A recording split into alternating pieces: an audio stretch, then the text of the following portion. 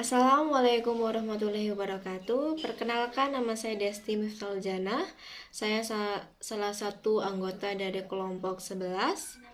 Di sini kami akan menjelaskan tentang struktur distribution channel. Di sini saya dibantu oleh rekan-rekan saya. Yang pertama Dea Eka Putri sebagai pemateri distribusi eksklusif dan Alpina sebagai pemateri distribusi selektif. Oke, langsung saja ke materi. Apa itu distribution channel? Secara sederhana, saluran distribusi adalah jalur yang berfungsi untuk menyalurkan produk dari produsen hingga ke konsumen akhir. Dikenal juga dengan istilah distribution channel. Di dalamnya tidak hanya produsen dan konsumen, tetapi juga pihak retail, pengecer, grosir, distributor, dan sebagainya. Struktur distribution channel ini terdiri dari intensif, selektif, dan eksklusif. Yang pertama itu metode intensif. Metode ini digunakan untuk mendistribusikan produk ke hampir semua saluran sehingga dapat mencapai tingkat cakupan pasar untuk semua tipe konsumen. Distribusi ini efektif digunakan untuk barang-barang kebutuhan sehari-hari seperti rokok, sabun mandi, dan sembako. Jalurnya melalui beberapa titik, yaitu dari produsen ke regional distribution center, kemudian ke gudang distributor, kemudian ke retailer, dan kemudian yang terakhir ke konsumen. Metode intensif atau distributor intensif ini memiliki kelebihan dan kekurangan. Untuk kelebihannya, yang pertama, kesadaran produk dapat dicapai di pasar dalam waktu singkat. Kemudian, produsen atau pemasok dapat meningkatkan produksi, penjualan, dan pendapatan secara bersamaan karena produk didistribusikan melalui banyak gerai retail dan karena sering digunakan, produk tersebut dijual dengan cepat. Kemudian efisiensi pemasaran yang lebih besar, dikarenakan pabrikan dapat mengetahui di mana produk digunakan dan di mana tidak. Dan melalui ini, produsen atau pemasok dapat mengubah teknik pemasarannya untuk meningkatkan penjualan. Kemudian kekurangannya yaitu penjualan dalam jumlah besar akan selalu menimbulkan biaya distribusi yang besar.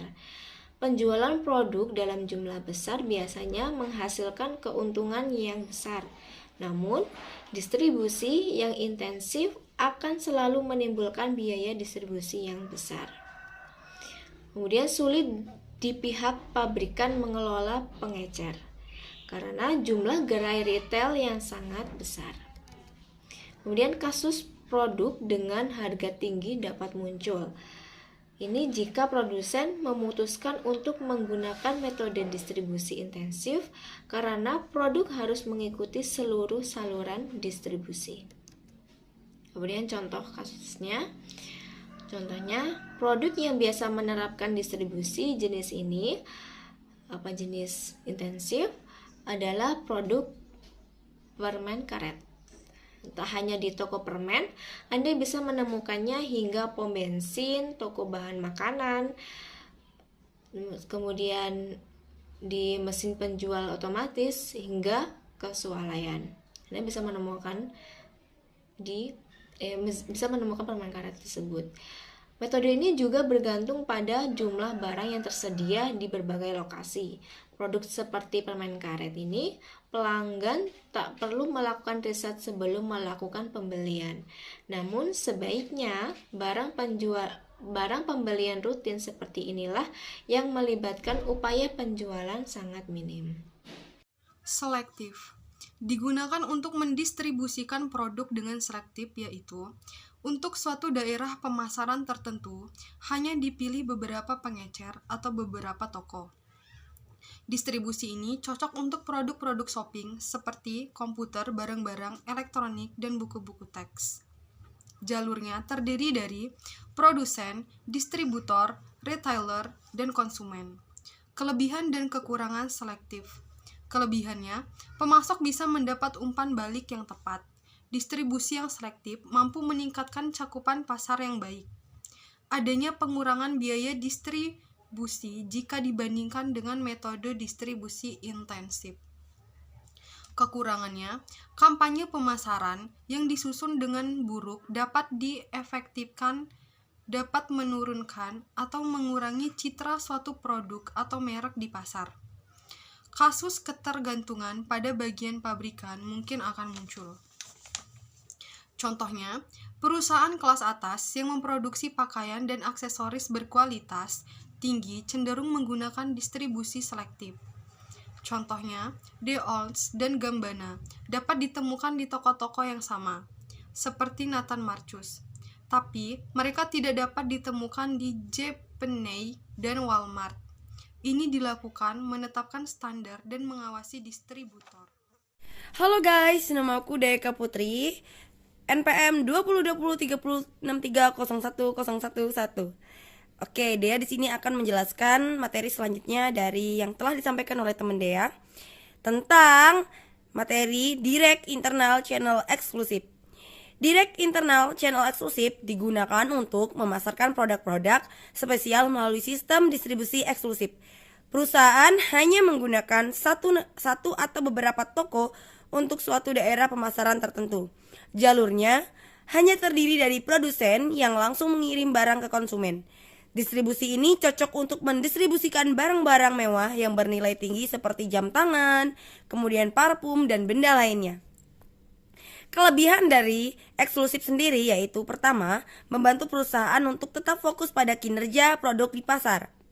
Kemudian, barang dan jasa dengan mudah mencapai pengecer dan grosir tepat waktu.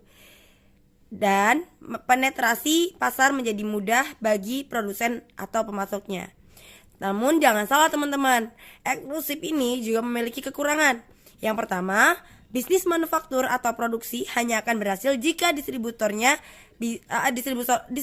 eksklusifnya itu amanah atau dapat dipercaya. Yang kedua, produsen menjadi ketergantungan pada sejumlah distributor. Yang ketiga, masalah dalam memilih distributor yang tepat itu mungkin muncul. Nah, contohnya kayak gini nih guys.